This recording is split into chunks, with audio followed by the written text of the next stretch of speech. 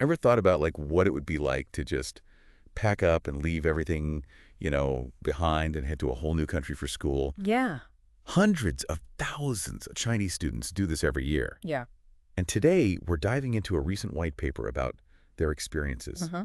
It's called Chinese Students Grapple with Study and Language Pressures, Report Finds. It's a fascinating report. It really is. I mean, what stands out to me is this incredible drive to succeed on, like, a global stage. Yeah. It's like, they're I saying, can't- hey, world, here we come. Yeah. But where are they going? Right. The white paper shows English-speaking countries are the top destinations. Yeah.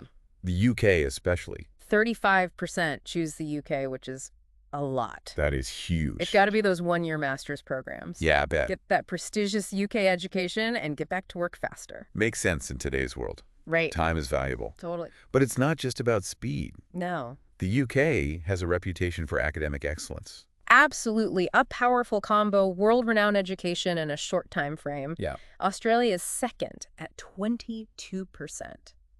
Makes you wonder if it's not just language and reputation at play, Yeah, what about lifestyle? Right. Or maybe the culture, or even something like visas, Uh-huh. or like work opportunities afterward. Oh, good points. It's a big decision picking where to study abroad. Yeah. Lots to think about. Uh-huh. Speaking of lots to think about, let's talk about these students. Okay. Most are 18 to 39 years old, Okay. mostly going for master's degrees. Uh-huh. But there's a surprising number under 18 going for high school. Wow, under 18. Yeah. That's so young to be in a new country and a new school system. Imagine the world opening up like that. Right. New people, new friends becoming super independent. Uh-huh. But there are challenges, too. Oh, of course. Homesickness, the culture, the pressure. Yeah, much harder when you're that young. Definitely. Speaking of pressure, the paper says the two biggest challenges are academic pressures and language barriers. The language barrier is interesting Is it? because a lot of these students have studied English for years. Right. And they have good IELTS scores. Okay. But classroom English is different than, like, Yeah. real academic discussion. It's like ordering a coffee versus debating philosophy. Exactly. You can be fluent, but academic language needs a whole other skill set. Totally. One student even said English education in China focuses on grammar and spelling, but not expressing your own ideas Interesting. or understanding that complex academic language. That makes sense. So they have the basics, Yeah. but they don't have what they need to succeed in a university. I wonder if we could do a better job preparing students. Right. What if we focus more on critical analysis Yeah. and debate and expressing those complex arguments in English? I completely agree. It's about giving them the tools to not just survive, but to really thrive Yeah. in a university. Exactly. And it's not just the language. Right. It's the whole style of teaching and learning. Exactly. The white paper said some students found it hard to adjust Uh-huh. to a more like interactive style. Yeah. Lots of discussion, Right. might be different from what they're used to. For sure. And then there's the whole new culture and lifestyle thing. Yeah. That can be a lot to deal with. Definitely. It's everything. Yeah. Daily routines, social customs, even those little cultural things. All those unspoken rules. It's a constant learning process. Uh-huh. And loneliness comes up a lot in the report. Yeah, that makes sense. And trouble building relationships. It's one thing to visit a new country, Right. but living there as a student, Yeah, trying to build a life exactly. and deal with school at the same time. Can be very isolating. So where do they go for support? Well, the paper says mainly classmates, Okay. teachers, Uh-huh. Uh-huh. online stuff, Okay. and family, Makes sense. but only 16.2% go to their universities. 16.2. Yeah. That's really low. It is. Why wouldn't they go to their own schools for help? Right. Makes you think about those support systems. Yeah. Are universities doing enough Yeah. to make international students feel welcome and supported? Are the services easy to find and use? Yeah. Or are there cultural barriers, It's like there's a trust gap. Maybe. Or maybe they just don't know what's available. Could be. Universities need to think about this. Definitely. Make sure students feel comfortable asking for help Yeah. and that the help they get is what they actually need. It's important to remember these students are brave, Yeah. Yeah. resilient, Uh, facing all this head on. they're not just surviving. No. They're thriving. Exactly. And that brings us to their aspirations after graduation. Oh, yeah. What happens after they get their degrees? Right. Do they stay abroad or go home? It's interesting. Right. Almost half want to keep studying. Right. They want those higher degrees or special programs. You want more. Yeah. They've seen what's out there. And they want to keep going. What about the other half? About 37% want to go back to China to work or study more. They say the top reasons are family, Of course. culture, Makes sense. and the stability of China. It's great that they want to go back, Yeah. be with their families and their culture. Absolutely. But China also has a lot of job opportunities, Huge. especially for people with experience abroad. Totally valuable skills and knowledge. But here's where the white paper gets interesting. Oh. There's a difference between what they expect to earn Yeah. and what they actually earn when they go back to China. Big disconnect there. They're coming back with all this experience, Right. but it doesn't always pay off the way they thought it would. A lot of them, especially those with bachelor's degrees, overestimate what they can make. So it's not an automatic ticket to a high-paying job. Sadly, no. Why do they think they'll make so much more? It could be a lot of things. Like what? Maybe they don't know the job market in China that well. They might think a foreign degree is worth more than it is, Yeah. without those local connections and experience. Like they need to translate their experience into something that makes sense back home. Exactly. Bridging that gap between what they learned abroad and what employers in China are looking for. Wow. This is all so fascinating. It is. We've covered so much already. We have. Choosing a country, language problems, Right. adjusting to a new culture. Yeah. It's clear studying abroad is complicated, Very. but also really rewarding. Definitely. What stands out to you from this first part of our deep dive? It's their resilience. Yeah. How they adapt. They face so many obstacles. Language, culture, pressure at school, even money problems. Yeah. But they still get so much out of it. It's really inspiring. It is. I'm struck by their determination to embrace the unknown, Me too. to push themselves outside their comfort zones. Absolutely. It's not just about the degree. Right. It's about growing as a person, immersing themselves in a new culture, Yeah. expanding their horizons. Love it. We'll continue our deep dive and talk about how these students find support Okay. and what happens after they graduate. Sounds good. Stay tuned. I will. We'll come back. We were talking about that academic language barrier. Yeah. I remember feeling that in my first year of uni. Even though I'm a native English speaker, Right. it took a while to get used to the writing Yeah. and all the critical thinking. It's tough. Now imagine doing all that in a second language. The white paper talks about that. Yeah. Students who felt lost in lectures and seminars, Right. even with good English scores. It shows what we were saying before. Just because you ace an English test Right. doesn't mean you have the skills you need for university. Exactly. One student even said they struggled with academic papers. Oh, yeah. Like every other word was new. Wow. And it's not just words. Right. It's those complex sentences. Yeah. Figuring out those arguments. Uh-huh. And writing in that formal style. If you're already stressed from being in a new place, Right. those language barriers make it even worse. For sure. You can feel isolated. Yeah. Doubt yourself. And it can affect your grades Of course. and your confidence. If you don't understand what's going on or Right. can't say what you think, Uh, it's harder to participate yeah. and do well. So what kind of support do they have? Yeah. We talked about how few go to their universities. Right. Only 16%. So where do they go? Well, the white paper lists classmates, Okay. teachers, Uh-huh. online resources, Mm. and their families. I guess that makes sense. Makes sense to talk to people going through the same thing Yeah. or who can help with school stuff. What about the online stuff? That could be anything. Like what?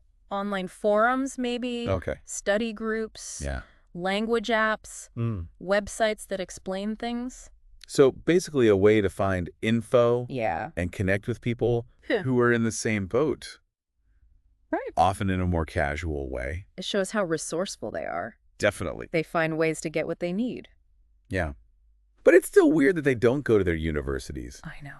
It makes you wonder about those support services. Yeah? Are they easy to find? Do they make sense for different cultures? They could have all the resources in the world. Yeah. But if students don't know about them Exactly. or can't access them, Uh-huh. it doesn't matter. Yeah. And they have to promote them the right way, I agree. in a way that makes sense to the students. It's not enough to just have the services. Yep. You need to build trust. Uh-huh. Encourage students to actually use them. Right. It's about community. Yeah. Learning. Not just transactions. You got it. And that brings us to what happens after they graduate. The next chapter. What are their hopes for the future? The white paper shows a split. Oh. About 45% want to keep studying abroad. Okay. They want those higher degrees. Or those specialized programs? So they're not done yet. Not even close. They want to keep learning and growing. They've opened up a whole new world. Yeah. And they want to see more. Exactly. But what about the others?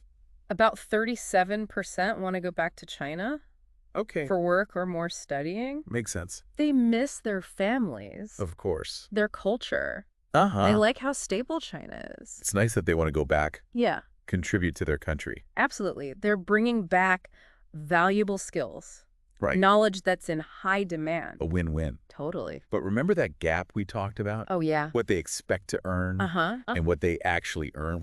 That's important for anyone going back to China. It is. A lot of them think they'll get a big raise, Uh-huh. but it doesn't always happen, Real? especially for those with bachelor's degrees. So even with a foreign degree, Yeah, it's not a guarantee. it's not. Why the disconnect? Maybe they don't know what employers in China want. Okay. They might think the foreign degree is enough, Right.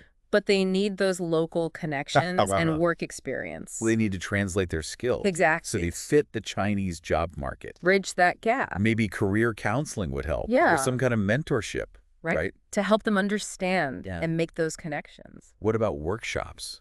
Great idea. To prepare them Uh-huh. for going back to work in China. It's all about giving them the tools Right. to use that international experience. This has been so interesting. Agreed. We've covered so much from choosing where to go Yeah. to the language, Right. the support systems, Right. and what happens after they graduate. Yeah, It's complicated. but it's clear they're satisfied They are. with their time abroad. They're resilient. They're adapting. They have big goals. They're thriving. It's inspiring. It really is. It shows that studying abroad isn't just about school. Nope. It's about pushing yourself, Yeah. seeing new things, Yeah. discovering who you are. Beautifully said. And we'll wrap up our deep dive after a short break to think about what we learned and explore some questions that might get you thinking about this topic on your own. Sounds good.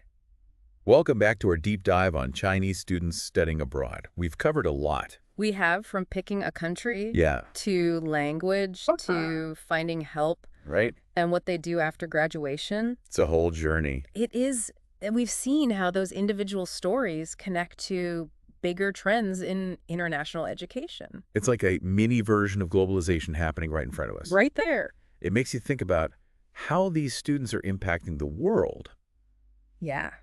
Each one who chooses to study abroad is adding to this global exchange of knowledge and ideas. And perspective. Can that exchange? It can shape their lives. Of course. Their countries, and even the whole world.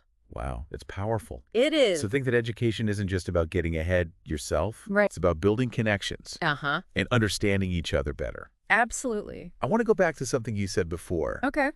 about these students weaving their own stories into the bigger story of globalization. Beautiful way to put it. It shows how transformative this experience can be. It's not just about the degree No, or getting a better job. it's about opening yourself up Yeah. to new cultures. Right? Challenging what you thought you knew and discovering new parts of yourself and the world. And we've seen the journey isn't always easy. Nope. There are language barriers, For sure. cultural differences. Pressure to do well in school. Right. Even the chance that things won't be what they expected back home. But the white paper says they're still happy overall They are, with their time abroad. which is amazing. It shows their strength, Yeah. how they adapt.